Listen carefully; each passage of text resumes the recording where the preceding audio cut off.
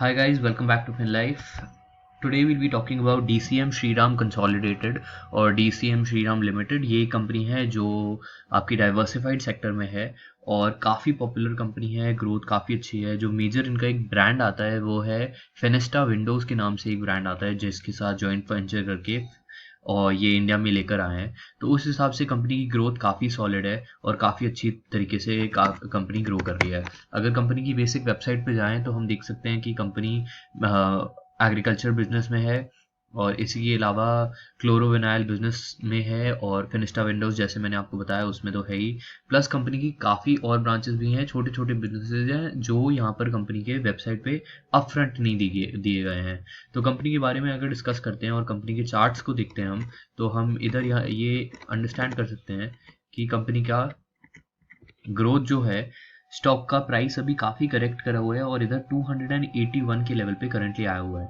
Stock ने अपना support लिया था 170 के आसपास और ये सारे ही सपोर्ट्स यूजुअली मार्च के आसपास हुए हैं, 24 मार्च 25 मार्च के आसपास। उसके बाद से सारे स्टॉक्स इंक्रीज करके बढ़े हैं। तो अगर इधर से देखें तो स्टॉक का प्राइस कंटिन्यूसली इंक्रीज करा है और यहाँ पर एक रेजिस्टेंस आ रही है 300 के लेवल पर। इसको जब तोड़ती है रेजिस्टेंस तो हम लोग एक्सपेक्ट कर सकते हैं कि स्टॉक काफ़ी तेज़ हो सकता है और लगभग 400 रुपये के लेवल तक जा सकता है, जो इसकी नेक्स्ट रेजिस्टेंस लेवल है। तो अगर इसको ब्रेक करती है 297 या 305 के लेवल्स को, स्टॉक तो हम लोग एक्सपेक्ट करते हैं चार्ट्स पे फंडामेंटली कि काफ़ी तेज़ इंक्रीज कर सकता है। हमने इधर भी देखा है कि यहाँ पर लगभग 1 मिलियन शेयर्स की बाइंग आई थी और ये आपका था 17 अप्रैल के आसपास 1 मिलियन शेयर्स की बाइंग आई थी। दो उसके बाद हल्का सा करेक्शन आया और फिर स्टॉक फिर से इंक्रीज करने लगा। तो ये इसका शॉर्ट टर्म का चार्ट है। अगर हल्का सा फंडामेंटल्स पे जाएं तो फंडामेंटल्स में अगर देखते हैं तो कंपनी का मार्केट कैप 4000 करोड़ के आसपास है, 4120 करोड़ के आसपास है और कंपनी के पास असेट्स देखें तो 7000 करोड़ के असेट्स हैं और डेट कंपनी में 1100 करोड़ का है। तो ओवरऑल ये तीनों फैक्टर्स काफ़ी अच्छे लगते हैं कंपनी के लिए। अगर इसके साथ बुक वैल्यू देखें तो 226 रुपीज़ की बुक वैल्यू है और करंट स्टॉक चल रहा है 281, तो ज़्यादा फर्क नहीं है और इन्वेस्टमेंट अपॉर्चुनिटी अच्छी लगती है हमको। इंस्टीट्यूशनल और म्यूचुअल फंड होल्डिंग देखें तो लगभग 12.5% की है। डिविडेंड यील्ड कंपनी का काफ़ी अच्छा है, 3.5% पे। मतलब जो इन्वेस्टमेंट कर रहे हैं उससे उसके हिसाब से 3.5% तो आपके बैंक अकाउंट में आ जाएगा, प्लस कैपिटल अप्रिसिएशन अलग मिलेगा। तो काफ़ी अच्छी लग रही है कंपनी इधर। सेल्स ग्रोथ देखें तो 2015 से 2019 में कंपनी की सेल्स काफ़ी तेज़ इंक्रीज करी हैं और रेगुलरली 7.2% से इंक्रीज कर रही है, which is not very bad, it is decent. अगर यहाँ पर देखें तो कंपनी का earning per share massively increase करा है। 210 करोड़ का प्रॉफिट कमाया था कंपनी ने 2015 में, जो इंक्रीज करके 2019 में 905 करोड़ का हो गया है। तो ये भी काफ़ी बेनिफिशियल चीज़ है और बहुत अच्छे से ग्रो करा है। जब हम इन प्रॉफिट्स को डिवाइड करते हैं बाय टोटल आउटस्टैंडिंग शेयर्स जो मार्केट में है, तो हमारा अर्निंग पर शेयर आता है जो यहाँ पर है। अर्निंग पर शेयर अगर देखें हम तो 13.52 से इंक्रीज करके 58.07 का अर्निंग पर शेयर हो गया है कंपनी का पिछले 5 सालों में और इसकी ग्रोथ रेट 43.96% की रही है, जो काफ़ी मैसिव है। दो ये काफ़ी ज़्यादा ग्रोथ रेट है, हम इसको कंसिडर नहीं करते। दो इसकी भी फिगर्स हमने सामने लिख रखी हैं और इससे क्या नंबर्स आएंगे वो भी हम दिखाएंगे आपको कि आगे क्या रिटर्न्स एक्सपेक्ट कर रहे हैं हम। यहाँ पर हम एक्सपेक्ट करते हैं कि अगर 20% की ग्रोथ रेट आती है तो 144.49 का इसका नया अर्निंग पर शेयर 2024 में हो जाना चाहिए और अगर 10% की करते हैं तो 93.52 हो जाना चाहिए।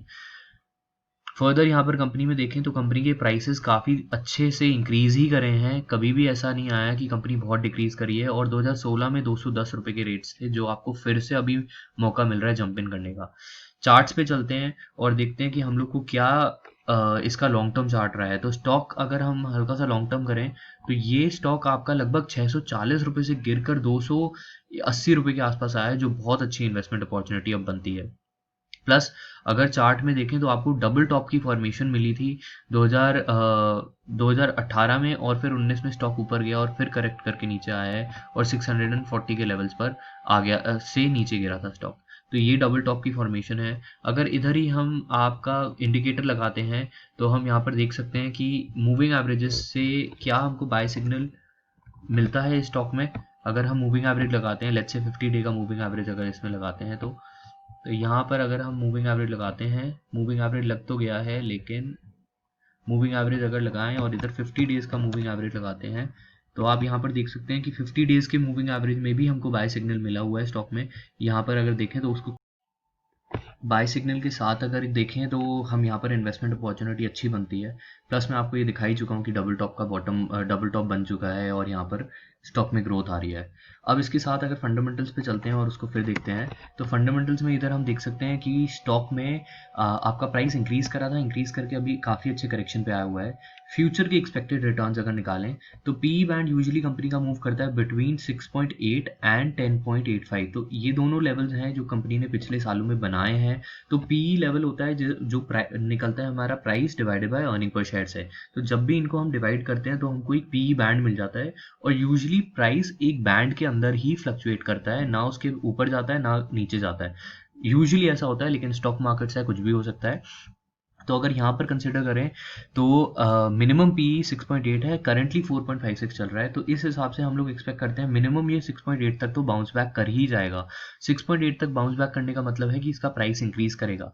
तो future expected earning per share जो हमारी निकली है 144.49 की 20% की ग्रोथ रेट से, अगर इसको हम इंक्रीज कराते हैं तो हम यहाँ देख सकते हैं और इसको मल्टीप्लाई करते हैं लोएस्ट पी से, तो हमको मिलता है कि अगले आने वाले 5 सालों में मिनिमम 982 रुपीज़ का स्टॉक का रेट हो जाना चाहिए। अगर ऐसा होता है तो हम लोग को 30% on an average yearly return stock में मिलेगा। ये तभी हो सकता है अगर इकोनॉमिक कंडीशंस बेटर हो जाएं और स्टॉक इसी तरह ग्रोथ रेट दिखाते रहे। तो यूजुअली फंडामेंटल्स की बेसिस पे स्टॉक नहीं चलता है, इस वजह से हम टेक्निकल्स भी कवर करते हैं, और जब हम फंडामेंटल की वीडियो बनाते हैं उसमें आपको हमेशा सपोर्ट रेजिस्टेंस बताते हैं। तो ऐसा कोई नहीं होता है कि कंपनी का बहुत ज़्यादा अच्छा अगर फंडामेंटल चल रहे हैं और कंपनी बहुत प्रोग्रेस कर रही है तब भी उसका स्टॉक का रेट ऊपर जाएगा। So usually it is not like that and it doesn't work like that. So मेरी एक और सजेशन रहता है, जब भी आपको बहुत अच्छा प्रॉफिट आ रहा हो और आपको दिल खुश हो रहा हो आपका कि भाई बहुत अच्छा रिटर्न आ रहा है, वाह मेरा स्टॉक इतना बड़ा हुआ है, और लिटरली आपको ऐसा लग रहा हो कि आप लोगों को जाकर बता सकते हो प्राउडली कि भाई इतना बड़ा हुआ है, वो समय होता है जिस समय आपको स्टॉक अपना बेच कर निकल जाना चाहिए या पूरा पूरा का पूरा पोर्टफोलियो बेच देना चाहिए। यही चीज़ मैं कर पाया था जनवरी में, और मैं ऐसे प्रॉफिट बुकिंग कर पाया था और सारे अपने स्टॉक्स निकल पाया था, जिसकी वजह से मैंने बहुत पैसे बचाए हैं अपने। लगभग मेरा स्टॉक का पोर्टफोलियो और 20 से 30% गिरता और मैंने जनवरी में बेच दिया, इस वजह से मैं बच पाया था। तो वो ये बहुत हिम्मत चाहिए होती है ये करने में, लेकिन बहुत इंपॉर्टेंट होता है ये करना अपनी प्राइस को और अपने कैपिटल को इरोड होने से बचाने के लिए। ऑडिटर्स देखें तो प्राइस वाटर हाउस ऑडिटर्स हैं वो भी बहुत बढ़िया है। हमने जब 1 साल पहले इनकी वीडियो बनाई थी उस समय 509 रुपये का रेट था और तब भी हमको अच्छा बाय लग रहा था, लेकिन इस हिसाब से अगर देखें तो 281 पे तो एक्सीलेंट बाय है DCM Shriram. Return on net worth और कैपिटल एम्प्लॉयड देखें तो ये दोनों भी अच्छे नंबर्स हैं और अच्छी तरीके से ग्रो कर रहे हैं, और 25% और 27% के रिटर्न ऑन नेटवर्थ और कैपिटल एम्प्लॉयड एक्सीलेंट है किसी भी कंपनी के लिए। इन्वेस्टिंग, ऑपरेटिंग और फाइनेंसिंग कैश फ्लोज भी काफ़ी स्ट्रॉन्ग है और कंपनी काफ़ी इन्वेस्टमेंट कर रही है इन्वेस्टिंग एक्टिविटीज़ में। इसका मतलब कि काफ़ी कंपनी ग्रोथ करने वाली है अगले आने वाले 5 सालों में। तो इसलिए हम लोग को ये कंपनी अच्छी लगती है और हम लोग एक्सपेक्ट करते हैं कि कंपनी आपको अच्छे रिटर्न्स देगी। मैनेजिंग डायरेक्टर देखें तो विक्रम एस श्रीराम है और चेयरमैन इनके अजय एस श्रीराम है। फैमिली ओन कंपनी है तो इस हिसाब से अच्छी ग्रोथ कर रही है, कोई प्रॉब्लम नहीं है, कोई दिक्कत नहीं है, और ग्रोथ कंपनी की काफ़ी स्ट्रॉन्ग है। तो आप लोग एक्सपेक्ट कर सकते हैं कि अच्छे रिटर्न्स आपको अगले आने वाले 5 सालों में डीसीएम श्रीराम में मिल सकते हैं। सो इतना ही मैं बताना चाहता था इसके बारे में। एक बार हम लोग चार्ट्स और देख लेते हैं कि किस हिसाब से इसका चार्ट लॉन्ग टर्म में मूव कर रहा है। तो ये चार्ट रहा है कंपनी का, और आप देख सकते हैं कि 2011-12 से क्या कंपनी ने इंक्रीज दिखाया है, और यहाँ डबल टॉप की फॉर्मेशन हुई है, यहाँ पर इधर कंपनी ने सपोर्ट दिया है आपको। तो इस हिसाब से आपको अच्छे रिटर्न मिल सकते हैं अगले आने वाले 5 सालों में। बिल्कुल इन्वेस्ट करें डीसीएम श्रीराम में अगर आपके पास कैपिटल है और इन्वेस्टमेंट करना चाहते हैं। ये बहुत अच्छा लेवल है जंप इन करने का। अगले आने वाले 3-4 सालों में आपको जो रिटर्न्स मिलेंगे ना मार्केट में आप इन्वेस्ट करके, फिर नॉमिनल होने वाले हैं। दो मेरे को लगता है मार्केट एक बार करेक्ट करेगी, अभी करेक्ट करने के बाद फिर और अपॉर्चुनिटी देगी जंप इन करने के लिए। तो क्योंकि कोविड कहीं नहीं जा रहा है, इंडिया में केसेस बढ़ते ही चले जाएंगे, और मैं एक्सपेक्ट करता हूँ कि अप्रॉक्सीमेटली इंडिया में पर्टिकुलरली 30 से 40 लाख केसेस तक पहुंच सकते हैं अगले आने वाले 7-8 महीनों के अंदर। तो अनटिल अनलेस वैक्सीन बन जाती है तो ये चीज़ है।